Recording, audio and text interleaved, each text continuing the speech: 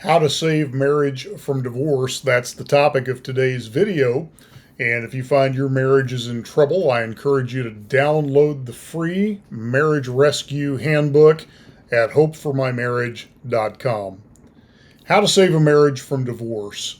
That's a question that you find often on the internet, and it's a question we want to tackle today. First thing that's really key is recognizing that your marriage is in trouble. And obviously, if you're asking that question, you know that your marriage is in a very precarious place. And so the first thing I encourage you to do is just a pastor who counsels married couples is, first of all, begin praying for your marriage. Pray for the unity of your marriage, the health of your marriage, and pray for your spouse. Pray for yourself. Pray for your children. Pray for all of those things. That's always the best place to start, because what it does is, number one, brings us into the right perspective, that I'm not just focused on my pain, but I'm looking at the bigger picture. I'm looking at, number one, I need intervention. And number two, there's someone else involved. And if there's children, there's even more than that involved. And so it puts things in the right perspective. The second thing is, be willing to ask for help. Don't try to just resolve things on your own. Look for ways to get the help you need to work through those things.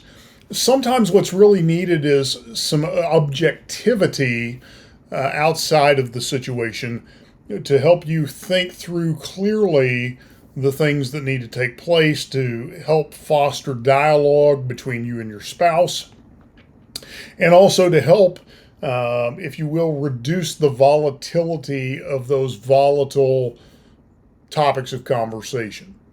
So I always recommend, number one, if you're at a place where you just need some tools to help you through, there's plenty of great courses and online content to help couples rebuild and repair their marriage.